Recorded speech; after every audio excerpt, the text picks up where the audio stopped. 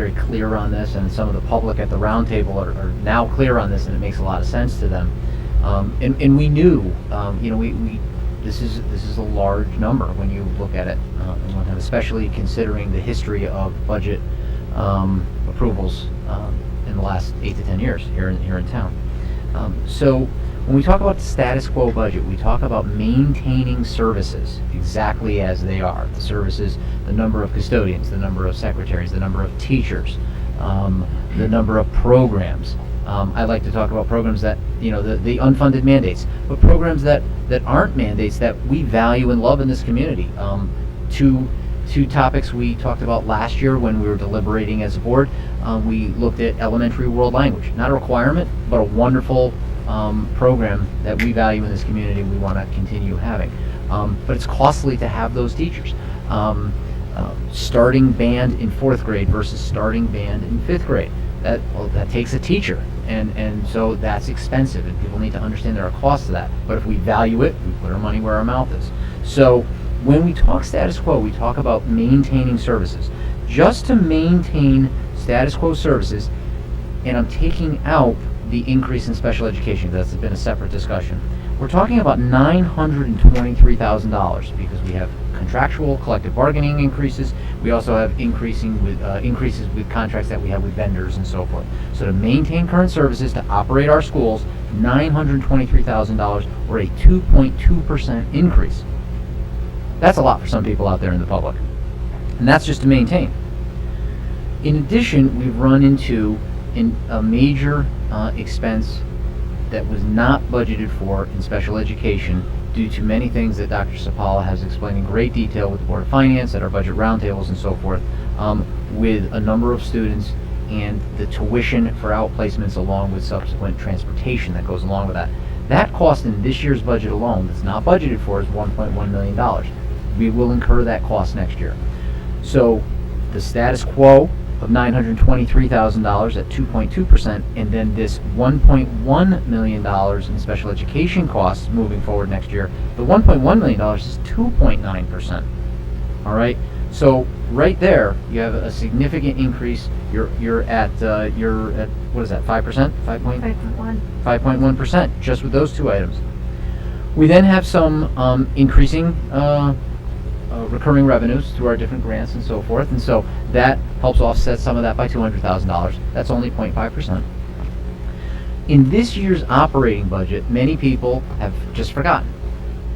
We have a number of revenues that we use to offset this year's operating budget.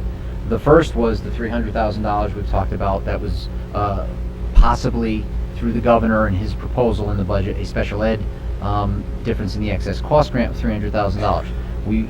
That is built into this year's budget, not built into next year's budget. That's $300,000. And then the next few things come that are about $106,000. That is the $50,000 in change that we got from the Art Colley settlement. And then what was the other around $50,000? Participation. It's $50,000. Yeah, $56,000 in restitution from the Art Colley settlement, and $50,000 from the pay to participate. And so we don't do that any longer. We don't have pay to participate. So those were student activity funds essentially. Those were revenues that had come in. So we took those, and everybody knew about that. That's been something we talked about publicly, and we used those to offset the current budget. So that's $406,000 or 1%. So that was in this year's budget. That 1% or $406,000 is not in next year's budget. So there's another 1% increase. So we are now at, what is it? That brings us to, I think 5.6. I think it brings us to 5.6. And then the new enhancements we've been talking about, professional development, curriculum materials, support materials, especially in science. We're going to really emphasize that in the coming year. Oh yes, the occupational therapist assistant, which goes along with our special education costs for student needs there. The science teacher for the high school, excuse me. Yeah, the EL teacher. But those are also offset by some staff reductions. And then the consultant for looking at a board priority of start times for the schools, and also looking at a wonderful district enrichment program and be getting consultant services there. So when you add those enhancements in, that's $306,000, I think, $305,000, which is 0.8%. So the new request we are asking for to make our school system better is 0.8%, or $306,000.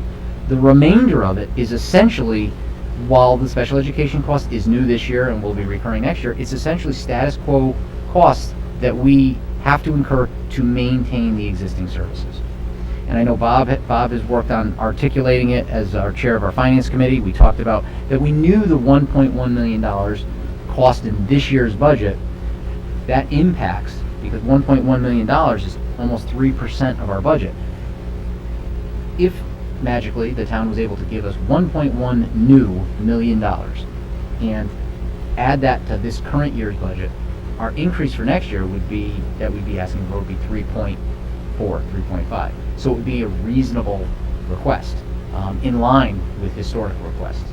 Because of this cost and the way things are going, we've got this current actual budget versus actual costs that are going to be expenditures versus what we're asking for next year. So there's a lot there, but I think it's pretty straightforward for people to understand. In talking to the folks who are watching at home, the PowerPoint is online.